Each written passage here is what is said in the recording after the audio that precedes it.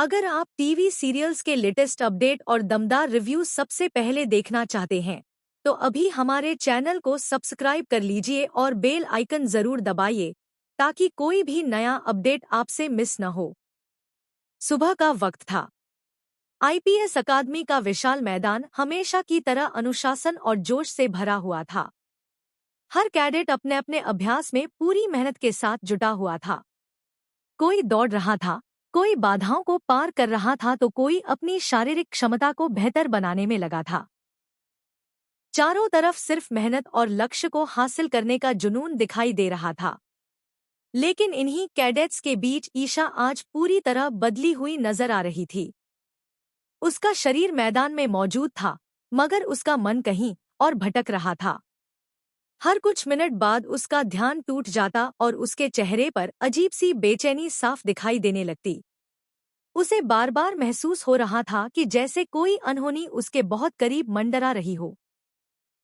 ईशा ने खुद को समझाने की कोशिश की कि शायद लगातार ट्रेनिंग की वजह से वह थक चुकी है, लेकिन उसका दिल इस बात को मानने के लिए तैयार ही नहीं था। उसके भीतर उठ रही घबराहट हर गुजरते पल के साथ और बढ़ती जा रही थी। इसी बेचैनी के बीच जब वह एक कठिन बाधा को पार करने के लिए आगे बढ़ी, तभी अचानक उसके गले में पहना हुआ लॉकेट टूटकर जमीन पर गिर पड़ा। यह कोई साधारण लॉकेट नहीं था। उसमें सूरज के नाम वाला छोटा सा पेंडेंट लगा था, जिसे ईशा अपनी सबसे अनमोल निशानी मानती थी और कभी अपने से अलग नहीं करती थी। जैसे ही वह लॉकेट जमीन से टकराया, ईशा के दिल की धड़कन तेज हो गई। उसके हाथ कांपने लगे। उसने झुककर तुरंत लॉकेट उठा लिया, लेकिन उसके चेहरे का रंग उड़ चुका था। उसे ऐसा लग रहा था कि यह सिर्फ एक हादसा नहीं, बल्कि किसी बड़े तूफान की आहट है। एक पल भी गंवाए बिना वह अकादमी के ऑफिस की ओर भागी और वहां पहुंचकर घर का नंबर मिलाया। फोन की घंटी लगातार बजती रही, लेकिन किसी ने कॉल रिसीव नहीं की। उसने दोबारा कोशिश की, फिर तीसरी बार, लेकिन हर बार वही खामोशी। अब उसकी बेचैनी डर में बदल चुकी थी। उसके मन में सिर्फ एक ही सवाल घूम रहा था, क्या घर में सब ठीक है या कोई बहुत बड़ा हादसा हो चुका है? उधर दूसरी तरफ गुलाब हवेली में सुबह सामान्य तरीके से शुरू हुई थी। सूरज आने वाले दिनों की तैयारियों में व्यस्त था। परिवार के बाकी सदस्य भी खुश थे, क्योंकि उन्हें उम्मीद थी कि अब मुश्किलों का समय खत्म होने वाला है। मंत्री जी ने भरोसा दिया था कि हालात जल्द सुधर जाएंगे और परिवार एक नई शुरुआत करेगा।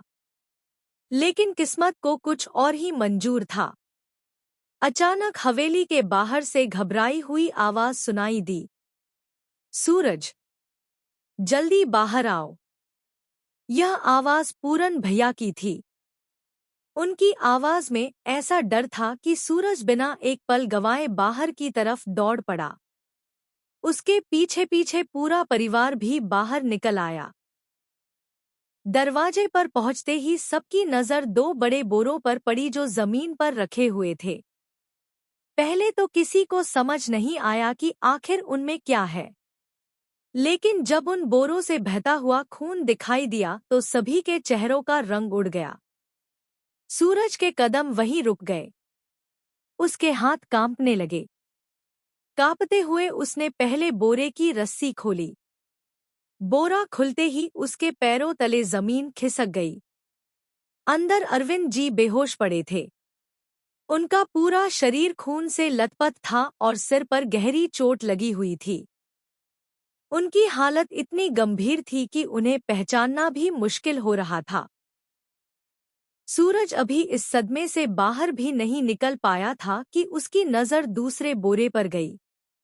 उसने कांपते हाथों से दूसरा बोरा खोला। इस बार अंदर आरव था। उसके शरीर पर गहरे घाव थे। सांसें बहुत धीमी चल रही थी और वह जिंदगी और मौत के बीच संघर्ष कर रहा था।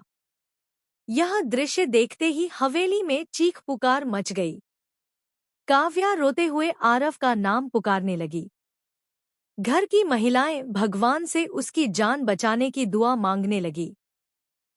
पूरन भैया तुरंत गाड़ी लेकर आए।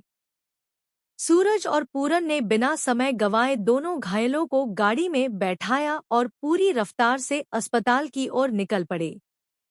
रास्ते भर सूरज लगातार आरव का हाथ पकड़कर उसे होश में रहने की कोशिश करता रहा। आरव, आंखें मत बंद करना, हम अस्पताल पहुंचने वाले हैं, तुम्हें कुछ नहीं होगा। लेकिन आरव की आंखें धीरे धीरे बंद होती जा रही थी। सूरज पहली बार खुद को इतना बेबस महसूस कर रहा था। उसे साफ समझ आ चुका था कि दुश्मन ने इस बार ऐसा वार किया है जिसने पूरे परिवार की नींव हिला दी है। कुछ ही देर बाद गाड़ी अस्पताल पहुंची। इमरजेंसी वार्ड में अफरातफरी मच गई। डॉक्टर और नर्सें तुरंत स्ट्रेचर लेकर आए और दोनों घायलों को ऑपरेशन थिएटर में ले जाया गया। दरवाजा बंद होते ही पूरा परिवार बाहर इंतजार करने लगा। कॉरिडोर में गहरा सन्नाटा था। हर किसी की आंखों में डर था। कोई भगवान का नाम जप रहा था, कोई हाथ जोड़कर प्रार्थना कर रहा था और कोई बार बार डॉक्टरों से यही पूछ रहा था कि क्या सब ठीक हो जाएगा। लेकिन किसी के पास कोई जवाब नहीं था। सूरज लगातार ऑपरेशन थिएटर की लाल बत्ती को देख रहा था। उसके मन में पिछली शाम की बातें घूम रही थी। कल तक सब कुछ कितना अच्छा लग रहा था। नई शुरुआत के सपने देखे जा रहे थे। स्कूल की तैयारियां चल रही थी। सभी खुश थे।